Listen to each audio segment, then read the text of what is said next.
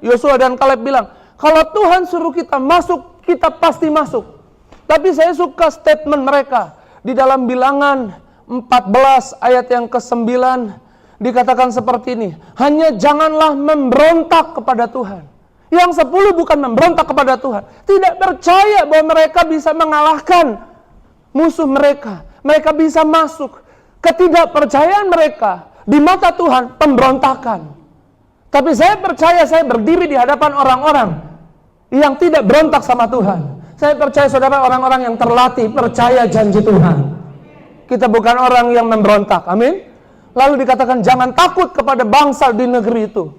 Sebab mereka, yuk kita baca sama-sama. 2, 3. Sebab mereka akan kita telan habis. Sebab mereka itu makanan buat kita.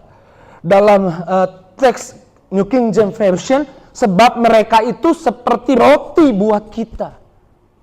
Kalau saudara baca Mazmur 23 ayat 5, Tuhan bawa roti yang terbaik, yaitu tubuh dan darahnya, hidangan yang terbaik, bukan ketika tidak ada musuh, bukan ketika keadaan baik-baik saja, bukan ketika tidak ada yang fitnah, bukan ketika tidak ada lembah kelam, karena satu ayat sebelum ini adalah lembah kelam.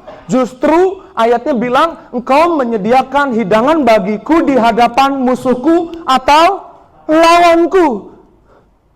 Amin.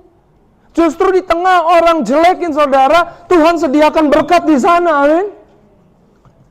Paulus bilang seperti ini, kesusahan yang tidak seberapa ini tidak sebanding dengan berkat besar yang Tuhan sediakan. Kejahatan orang yang tidak seberapa itu tidak sebanding dengan berkat yang Tuhan sediakan buat hidupmu. Yang percaya bilang amin. Amin.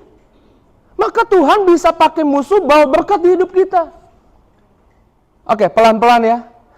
Supaya saudara ngerti. Israel dipelihara bagaimana? Ketika di 2 Raja-Raja 6, nanti baca di rumah. Karena kalau saya tulis juga, baca juga kelamaan nanti ya.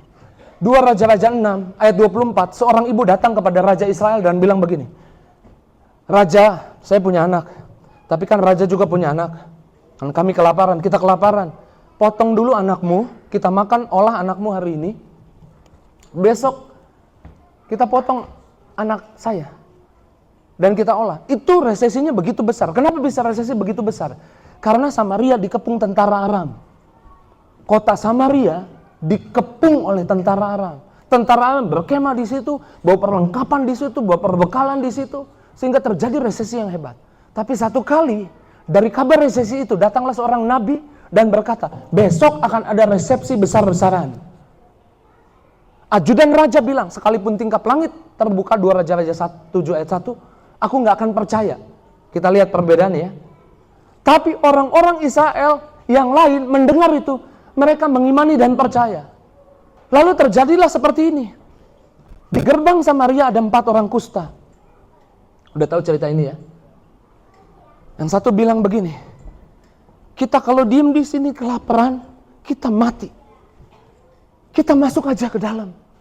Yang satu bilang, kita masuk ke dalam, kita dipanah sama tentara Aram, kita mati. Yang satu lagi bilang begini, kalau gitu kalau di sini mati, masuk juga mati, lebih baik kita masuk aja. Siapa tahu ada keberuntungan, ada kemurahan di sana. Lalu mereka masuk. Waktu mereka masuk, ini yang terjadi. Waktu mereka jalan ke gerbang Samaria, ini yang terjadi. Tuhan membuat tentara Aram mendengar apa? Itu bunyi kereta atau bunyi langkahnya orang kusta? Langkah orang kusta. Bunyi apa lagi? Bunyi kuda. Saya mau tanya, itu bunyi kuda atau langkahnya orang kusta? Orang kusta, gambaran orang yang ya kusta, dimusuhin, gak berdaya. Bunyi tentara yang besar. Saya tanya sekali lagi, itu bunyi tentara yang besar yang datang atau derap langkah orang kusta? Halo? Derap langkah orang kusta. Tapi percayalah, Tuhan bisa ubah orang dengernya tentang kamu beda, perspektifnya tentang kamu beda, karena Tuhan mau berdekat di hidupmu. Amin.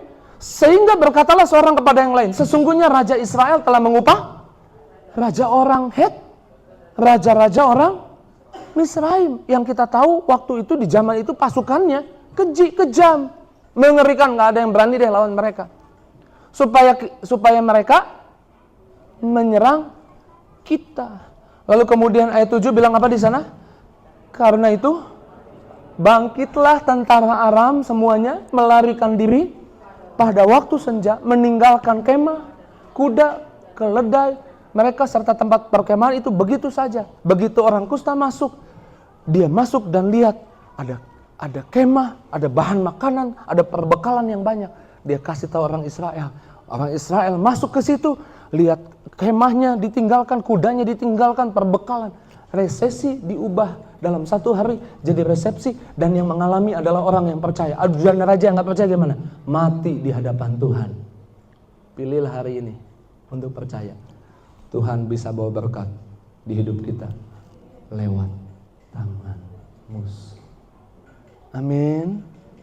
Lewat tangan orang-orang yang mungkin gak suka sama saudara.